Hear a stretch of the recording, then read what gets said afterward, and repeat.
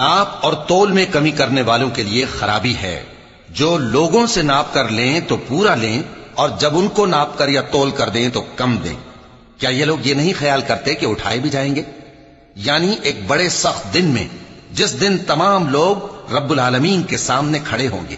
سن رکھو کہ بدکاروں کے اعمال نامے سجین میں ہوں گے، اور تم کیا جانتے ہو کہ سجین کیا چیز ہے؟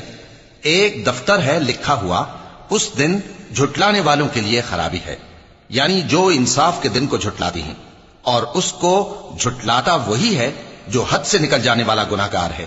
جب اس کو ہماری آیتیں سنائی جاتی ہیں تو کہتا ہے یہ تو پہلے لوگوں کے افسانے ہیں۔ ہرگز نہیں، بات یہ ہے کہ یہ جو اعمال بد کرتے ہیں ان کا ان کے دلوں پر زنگ بیٹھ گیا ہے۔ بے شک یہ لوگ اس روز اپنے پروردگار کے دیدار سے اوٹ میں ہوں گے، پھر یہ لوگ یقیناً دوزخ میں جا داخل ہوں گے۔ پھر ان سے کہا جائے گا کہ یہ وہی چیز ہے جس کو تم جھٹلاتے تھے۔ یہ بھی سن رکھو کہ نیکوکاروں کے اعمال نامے علیین میں ہوں گے۔ تم کو کیا معلوم کہ علیین کیا چیز ہے؟ ایک دفتر ہے لکھا ہوا جس کے پاس مقرب فرشتے حاضر ہوتی ہیں۔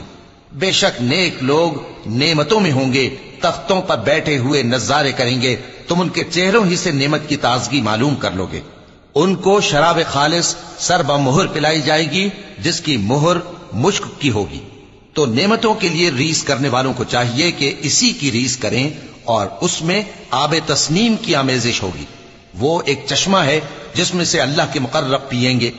جو گناہگار یعنی کفار ہیں وہ دنیا میں مومنوں سے ہنسی کیا کرتے تھے، اور جب ان کے پاس سے گزرتے تو حقارت سے اشارے کرتے، اور جب اپنے گھر کو لوٹتے تو اتراتے ہوئے لوٹتے، اور جب ان کو یعنی مومنوں کو دیکھتے تو کہتے کہ یہ تو گمراہ ہیں، حالانکہ وہ یعنی کافر ان پر نگراں بنا کر نہیں بھیجے گئے تھے۔ تو آج مومن کافروں سے ہنسی کریں گے کہ مسندوں پر بیٹھے ہوئے ان کا حال دیکھ رہے ہوں گے۔ آج کافروں کو ان کے کاموں کا پورا پورا بدلہ مل گیا نا۔ بولا کہ مجھے تو تو نے گمراہ کیا ہی ہے، میں بھی تیرے سیدھے رستے پر ان کو گمراہ کرنے کے لیے بیٹھوں گا، پھر ان کے آگے سے اور پیچھے سے اور دائیں سے اور بائیں سے غرض ہر طرف سے آؤں گا، اور تو ان میں اکثر کو شکر گزار نہیں پائے گا۔ اللہ نے فرمایا نکل جا یہاں سے پاجی مردود، جو لوگ ان میں سے تیری پیروی کریں گے میں ان کو اور تجھ کو جہنم میں ڈال کر تم سب سے جہنم کو بھر دوں گا۔